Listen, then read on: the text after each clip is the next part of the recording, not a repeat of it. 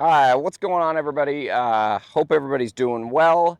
If you haven't watched the last video that I did in regards to your early extension causes, please check those out. Also, if you haven't signed up for my link, Understanding Impact, click on that link below.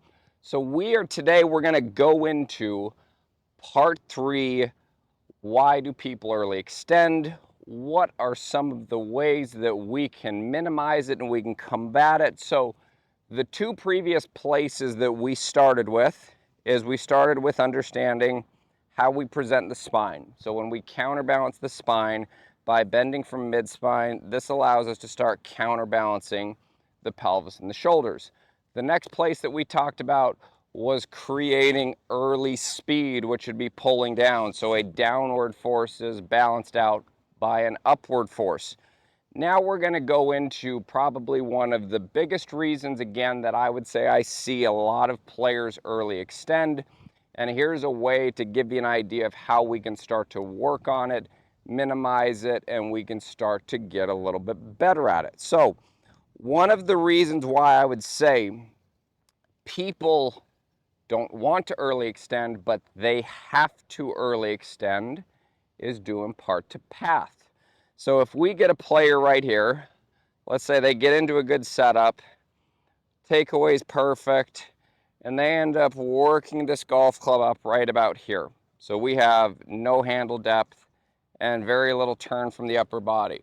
Well, if we start to rotate, even if we have good arm structure, you can see if my arms kick this far out, when I start to make a downward movement towards the golf ball, that is going to start to take the path too far left.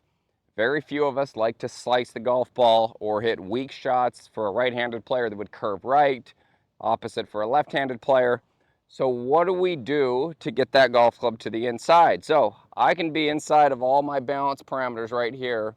I rotate, I'm still inside of my balance parameters, and I'm swinging too far left. So if I don't have enough rotation of the body to the top, so that's going to be rotation from the pelvis and the spine, retraction or finishing the turn, we could call it, with the shoulders, we probably aren't creating enough handle depth for that golf club to actually start to naturally want to plane itself out so that we don't have to stand up. Because from here, if I get my hands up here, the only way for me to get this golf club back inside is to fall into the form of tilting or falling backwards. So this would be tilting and falling backwards so that I can get this shaft perpendicular to my spine to where now at least I have a chance to send that inside out. The problem is when we go into this much secondary tilt or the form of early extension, we are now moving our body away from the golf ball, and that's going to leave us timing a lot of what we have to do with our hands down at the bottom. Like for me, that was my biggest issue growing up, is I could play a 20 to 30 yard block and I could play a massive hook because the only thing that I knew how to do was go this direction and hit shots like that. Everybody thought it was cool because I could hit golf balls high, but I literally had to hit golf balls for 5 to 6 hours a day just to develop and create a pattern that I knew how to repeat. So what we're going to go into today is how we can set up the body to finish the turn from what we're going to do with the pelvis, how we're going to turn more from the rib cage, we're going to move the midsection, and how we're going to finish our rotation or the retraction of our trail side to create enough handle depth. So this right here, this is one of my favorite drills on the planet to do. So what you're going to do is you're going to take an alignment stick, you're going to put it right here in the center of you, okay? Now from here, you're going to go one step, the width of your foot from heel to toe, and we're going to place that down on the ground. Now we're going to take a golf ball, we're going to throw this right in the center of it. I'll grab my golf club, and what we're setting up right here is we are setting up a tracing drill so that we can start to bring awareness to how and what we need to do to finish our turn in balance once we get comfortable with our setup to where we're counterbalancing the spine the right way, to where this will be very beneficial to you. So first things first, you would set up right in here, where right here, this is in the center of me. So if I ran this right down the center of me, that's where that alignment stick's gonna sit. Golf ball is right in the center. So this right here, this would be my setup.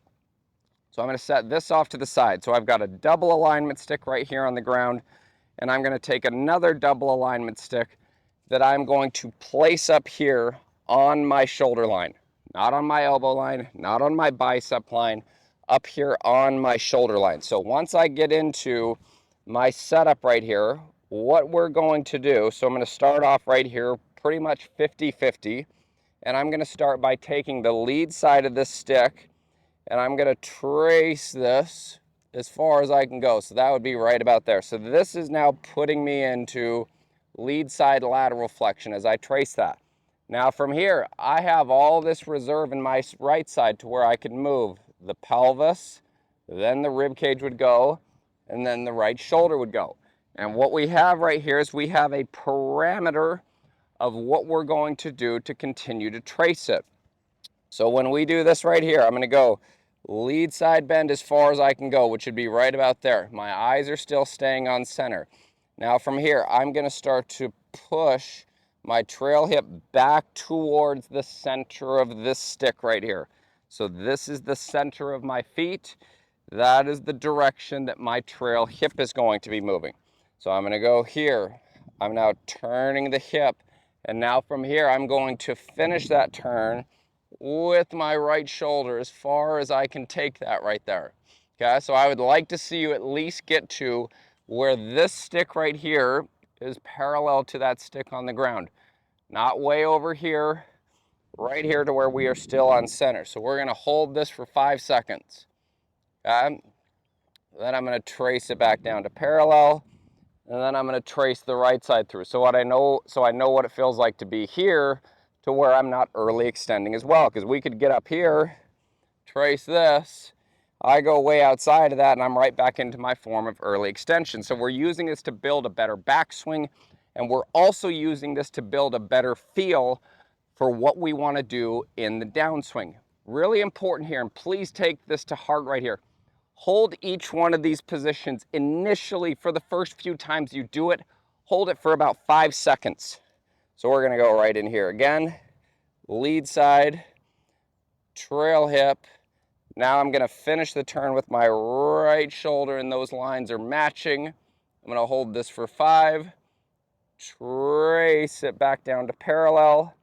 And now I'm going to take the right side through it, and I'm going to trace that. So now I'm feeling what it's like to actually bring side bend into the mix right here. After you do that a few times, then let's start to add some rhythm. Let's start to add some flow to this. This is neurologically rewiring, and also it is bringing awareness to new movement patterns that I'm sure this is going to be new. You're going to feel some stretches that you may not have felt.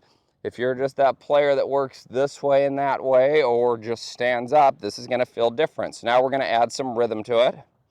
So I'm going to go here, trace it, there. And then I'm going to go a little faster. And I'm going to go a little faster. Okay? And that is just simply so I can bring awareness to what it is that I'm doing, how I want to do it, and then I've got the ability to start doing it with the golf club. Okay? Next place I would go. Now, keep your visual right in here. We're going to set up to this, and now we're going to repeat that feel right there. So the arms are relatively going to stay the same. So I've got lead side bend to there, so I would feel like I'm tracing this. So my lead side bend is in, trail hip starts to work back, and then I'm going to finish that turn there with my trail shoulder and work that into a retraction. So I'd be here, hold it for 5, bring it back down to parallel, bring it to impact, and I'm going to hold each position right here for 5 seconds. 1, 2, 3, 4, 5. 1, 2, 3, 4, 5. 1, 2, 3, 4, 5. And you'll notice my head here is staying very centered. So make sure that when you do this, video yourself, do it in front of a mirror, give yourself the ability to make the change that you want to make. Now, what we're going to go into is how we can bring awareness to this with a drill. So we're going to take that same double alignment stick, and what I'm going to do is this right here is going to be on my shoulder line right here. I would be able to, from setup right in here, if I set this up, we'll go right here. If this was on my shoulder, I'm going to reach this an arm's length away from me to where, when I'm right here now, let me throw this back on there. This is on my shoulder.